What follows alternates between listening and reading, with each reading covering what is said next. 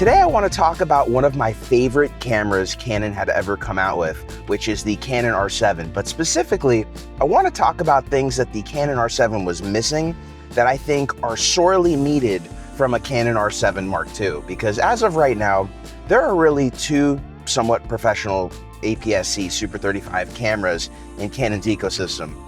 We have the R7 and we have the C70. The C70 arguably is really the only professional option, but the Canon R7 is really close, offering a lot of professional video. The 4K 24 and 4K 30p are amazing video quality downscaled from 7K, but there are a few things missing on the R7 that newer Canon cameras are starting to have that I think a Canon R7 Mark II would absolutely destroy it with Canon users like myself, who have been using APS-C for over 15 years now. I've been in the APS-C Super 35 world for many years, from shooting crop censored cameras, micro four thirds with speed boosters. I've been using these kinds of cameras and lenses for so long. I've amassed such a lens collection. It's what made me buy the Canon R7 when it first was released in 2022, because I already had a lot of Sigma art lenses, so I could adapt them. It was easy. But then what started to happen is Sony came out with the FX30. Sony already had a really big line of crop censored lenses, from their own Sony branded crop censored lenses to Sigma having all their contemporary lenses, which I have tons of those for the FX30. After a while of using the FX30, I ended up selling the R7 just because I liked how small and compact I could get the FX30 when I wanted to, where at the time none of those lenses were available for the R7. Now fast forward a year later, Sigma has come out with a lot of their smaller contemporary lenses for the Canon RF lens mount. Now they don't work with the Red Komodo. It's not really going to deal with this video, but it's why I haven't rushed back into the Canon ecosystem. But hopefully at some point those lenses will work with the Red, but they do work with the R7 as it's an RF mount lens system, and they work with the C70. So now that we're starting to see some super small, really good quality APS-C RF glass from Sigma, it's time to restart looking at the R7 and what a potential R7 Mark II could be. So first of all, a few of the drawbacks with the R7 were, number one, the 4K 60 was not downscaled. It was binned, so the image quality in the 4K 60 mode couldn't really touch the 4K 24 and 30p mode. The other thing is it doesn't have external RAW out of the HDMI. In fact, most of the functions out of the HDMI compared to Sony cameras, quite frankly, are very limited on the R7. For instance, you can't really get the full C-Log3 spectrum out of the HDMI. There's been some weird thing happening when you're shooting C-Log3 and Cinema Gamut. The colors aren't quite right. So if you want to shoot out of the HDMI, you really have to shoot with one of the colored in modes. You can't use a custom external LUT out of the HDMI, so that's another issue as well. So overall, the image quality out of the HDMI just wasn't as good on the R7 as compared to something like the FX30 from Sony. The FX30 just gives you a lot more options, especially when it comes to streaming. When I want to use the USB-C, I can get audio over the USB-C when streaming on the FX30 if I don't want to use the HDMI. Where on the R7, you don't get audio over the USB-C, you just get video. Just like the HDMI, you don't have a lot of customization over the colors. You're pretty much stuck into baked in colors. With the FX30, you're stuck with baked in colors on the USB-C live streaming mode as well. But that's why on the FX30, I just use the HDMI, I use my own custom LUT, and I have fantastic image quality when I'm live streaming out of the HDMI using a capture card. The Smart Shoe on the R7, it can use accessories like the Tascam XLR, which is really great. It's what's having me look into picking up an R7 again, because I do have that unit. There are some things that I wish Canon would kind of help DJI come out with, where DJI has this smart hot shoe piece that goes to the DJI Mic 2 transmitter receiver, and you put your receiver on this smart hot shoe adapter, and you can plug it into your Sony cameras without having to use a 3.5mm jack. Which that is huge for me because I just don't have to bring an extra cord around. I can just plug it in. It works. It's easy. It's one of the things I wish they would come out with for Canon cameras, but they haven't yet. Right now, it's only available for Sony. But that's something that I think Canon could work with DJI and come out with soon. Now let's talk about C-Log 2. They've added C-Log 2 into the Canon R5 Mark II. It's not in the R6, but it's something that I think they could add to the Canon R7, which would boost the image quality because it has a little bit more dynamic range. We're already shooting with a 7K downscaled image. It would be great to have C-Log 2. 6K or 7K RAW out of the HDMI. Now we get 6K RAW out of the R6 Mark II, which that's the cheapest Canon camera that we can get RAW video out of.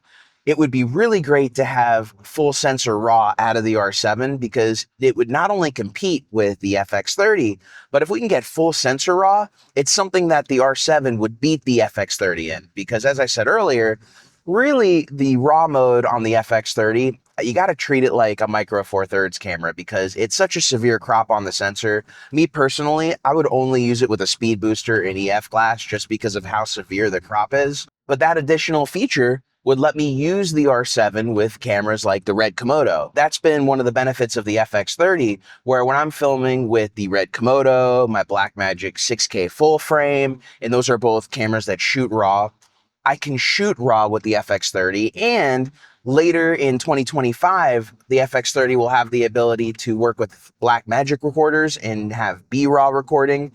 If the Canon R7 Mark II could do that as well and have B-RAW, that would be great because it gives you the option of, if you're a Final Cut shooter, you can use Atomos products and shoot in ProRes RAW, or you use DaVinci Resolve, you could use B-RAW, and then you could have RAW that works in all of the NLEs. When it comes to the internal codecs, it would be nice to see 4K 60 downscaled and not line skid like it is in the original R7.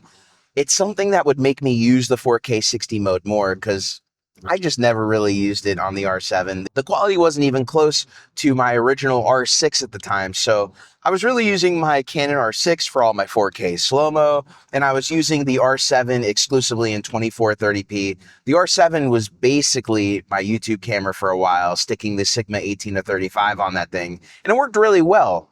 But the problem with the R7 at the time, which is why I sold it, was the lack of small RF lenses for that camera. There just weren't any.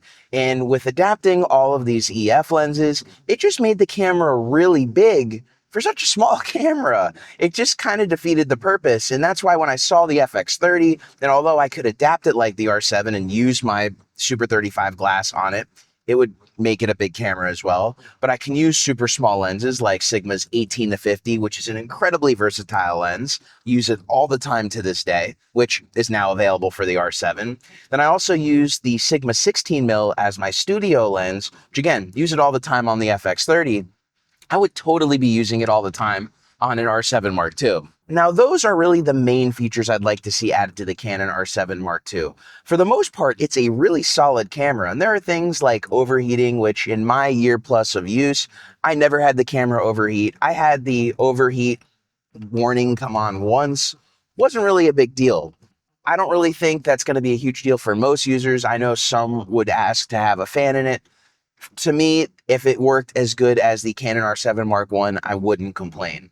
The IBIS. The IBIS was pretty decent, so not going to complain. The only issue I ever had with the IBIS was using super wide-angle lenses with the Canon R7. Right now, there is no 11mm prime lens that's 1.8 like Sony on Canon's ecosystem. You can get 11mm, but it's not going to be the same kind of quality on the Canon ecosystem. So the IBIS in super wide angles, right now, I'm not really too concerned about it because I can't really do a lot of the wide angle vlogging like I could do on the Sony FX30, and that kind of stinks. Definitely takes vlogging out of the equation for me when it comes to the R7. Not vlogging with the R7 isn't going to be the end of the world though, because when it comes to vlogging, I'm really just using DJI products at this point. I use my Pocket 3, I use my Action 5 like we're using right now. They're just a little bit easier to use for vlogging. I don't have to have an additional piece where I can have the mic go directly into the camera like we're doing right now. I could do this talk. It's really easy. I don't have a crazy heavy camera hooked up to my car. I also don't have to worry about this thing recording and getting my audio. I have my wireless little mini right here. I can drive. I'm not being impacted by having a big camera in my way and getting in the way of visibility. It just makes a lot more sense to use these DJI products now in 2024, 2025 to do the vlogging. They're just made for it, quite frankly. Now, there are some really cool features on the R7 that, quite frankly, the FX30 doesn't have and can't get. Like the EVF on the R7, pretty decent. It's got a lot more capabilities in its stills mode. It is a true hybrid camera, where the FX30 is a straight up video camera. So that differentiation alone is why a lot of people kind of point fingers when I compare the FX30 to the R7. But quite frankly, they are comparable. They're in a similar price point. The R7 is a little bit cheaper than the FX30, but the R7 is capable of a lot of the things I discussed today. It just wasn't really thought about at the time, and so I totally get that. I'm not faulting the original R7, but it's stuff that can be added in a Mark II body that could heavily improve upon the R7 and make it a much more valuable video camera for shooters like myself who want to be in the Canon RF ecosystem. I have more Canon RF lenses than I have Sony glass, but I did have to invest a lot in Sony with my move to the FX30, and if you've been following the channel, a lot of the other Sony cameras I got over the years that I ended up selling and am now back down to one FX30. But I would like to just stay all in Canon. I've got a lot of decent Canon RF glass, Canon EF glass that can work with my adapters. I've got a lot of the adapters for the RF system. I have Module 8 tuners, which kind of change the way your lenses look for the RF glass. And I have them all for my Komodo, and I'd like to have a mirrorless camera that I could go back and forth and share the lenses with my Komodo. So I'm not bringing lenses that can only be used on one camera system. And that's unfortunately what's happening right now with my FX30, where a lot of the times, like on this trip, I'm bringing my Komodo and an anamorphic lens that I'm working on for a review, but I also am bringing my Sony camera, which meant that I had to bring a Sony lens for that Sony camera, the FX30, that I can't use on my Komodo, which is the 18-50. I would love to just bring a Canon R7, bring an 18-50, and make it to where I could use that same 18-50 on my Komodo. I think we're almost there. But number one, I need to see the changes to the R7, make it a little bit better for professional video shooters. And then also, Red, please make it yourselves compatible with the new Sigma RF glass. I want to be able to use them on the Red cameras. And this whole debacle is what pretty much, it's probably going to stop me from buying a Red camera ever again. This whole issue with the Sigma RF glass. But I don't really plan on getting rid of my Komodo anytime soon. It's more really about buying any different Red cameras in the future, but I digress. So those are my thoughts on what I think should be in a Canon R7 Mark II. What do you think is missing from the Canon R7 that should be added in the Mark II? Do you agree or disagree with me? Let me know in the comments below. I do want to thank you all for joining me in this drive today. I'm getting closer to Orlando, but not quite there yet. So I'm going to finish out this drive. So thank you again for joining me. If you have any questions, let me know in the comments below. And if you got knowledge and value out of today's video, please make sure to hit that like, subscribe, and notification bell to keep up to date with the latest videos on the channel. And until next time, my name is Jeff Fagien. Thank you for joining me as always, and I will catch you in the next video.